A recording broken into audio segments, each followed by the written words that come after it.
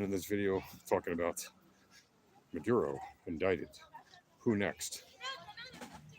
And what do I mean by that? Well, obviously, Nicolas Maduro was arrested over the weekend, and he met the military and the agents of the DEA who captured him and his wife and arrested him. They brought him back to the United States, and he was summarily indicted by the Southern District of New York. And the courts in New York basically are now processing him as an indicted person,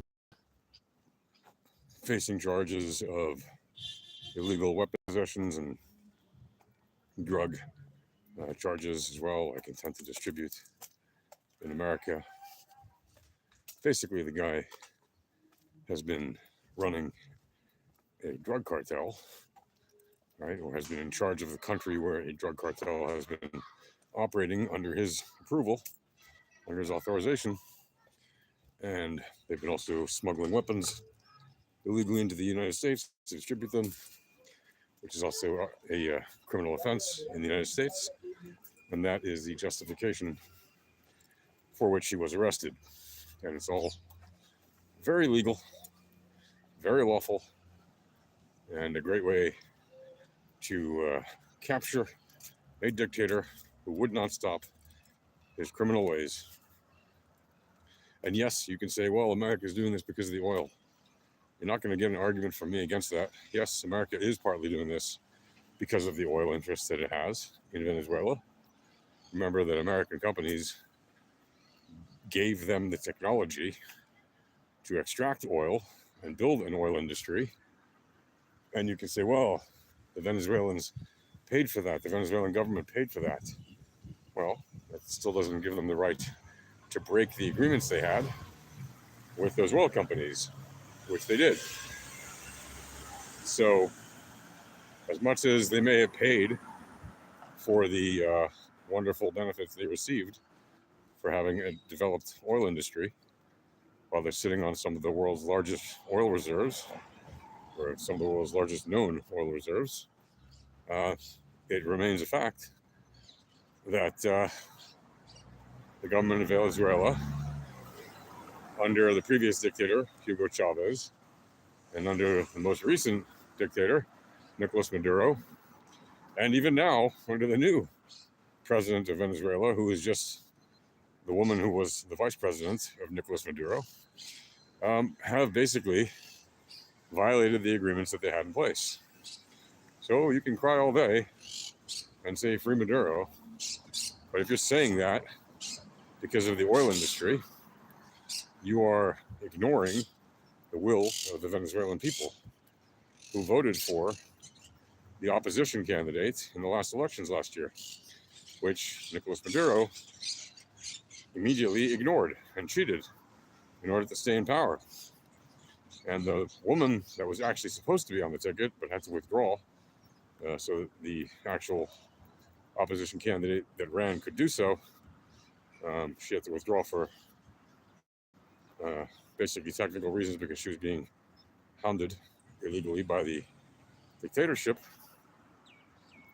Machado, this is Machado, Maria Machado, is the person that the people really voted for. Yes, they put another name on the ballot, and they voted for that other name, but it was a vote by proxy for Machado.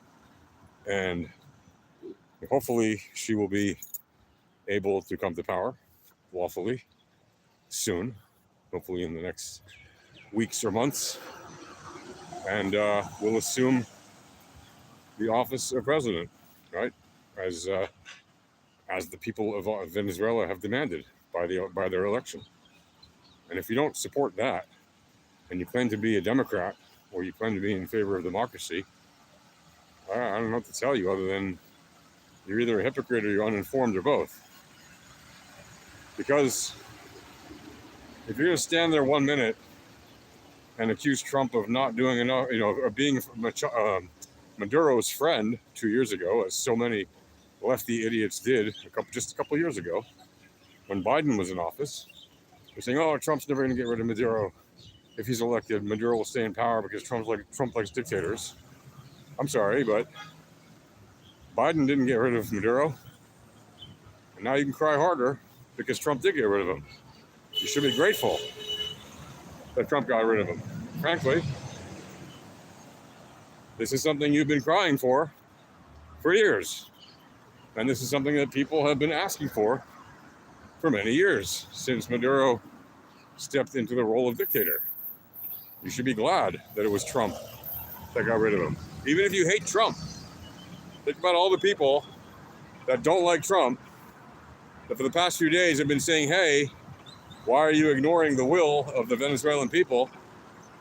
Right? Think of all the Venezuelan expatriates living in America who know full well about the awful things that Maduro has done in his 12 years in office. They're almost 13 years in office, right? From 2013 until the end of 25.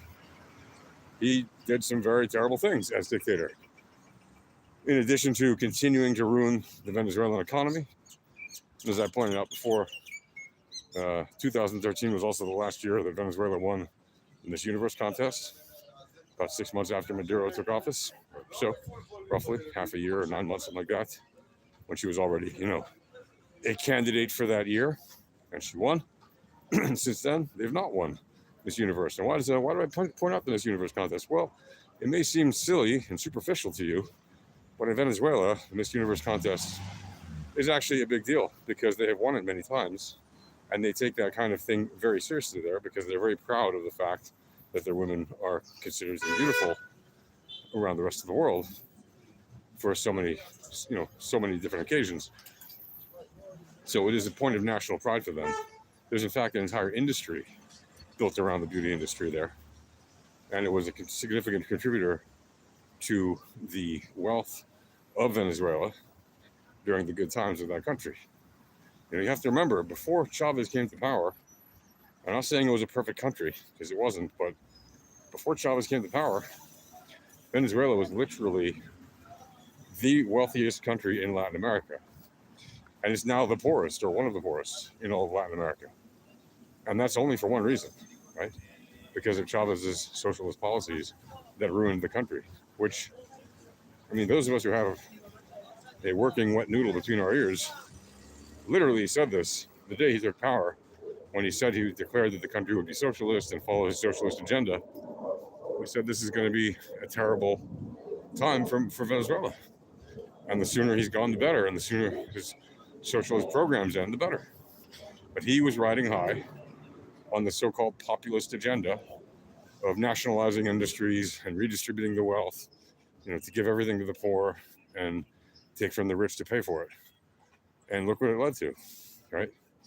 And yes, I'm all for having some kind of social security basket for those who are in need. I think it's very important that the countries who have sufficient wealth do that sort of thing, because we're human beings and we should care for our fellow humans. But that doesn't mean you can just build the entire economy based on hand-me-downs or handouts and entitlements. It never works, right? You have to have the majority of your population creating wealth, creating jobs, paying taxes, doing that sort of thing in order to sustain the government and government programs, right? For those who are actually in need, as well as for infrastructure and defense and, education and healthcare, etc. Right? But when the government has enough, as Venezuela certainly did, when it had a lot of wealth in the 90s from the oil and gas industry, it was absolutely ridiculous to think that the solution was to overthrow that system and just replace it with a socialist entitlement project, which has been an absolute disaster, as anyone with eyes and a mind can see. You can read the news, look at the statistics, see, in fact, what has happened to the economy of Venezuela. Look at the value of their currency.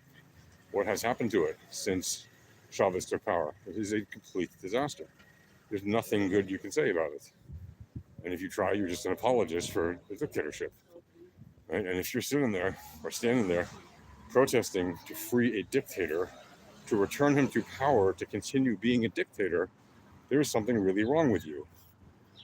pretend to be a liberal, you pretend to be pro-democracy, you pretend to be pro-human rights, and yet you ignore the rights of all of the people of Venezuela who literally voted for Machado and against Maduro.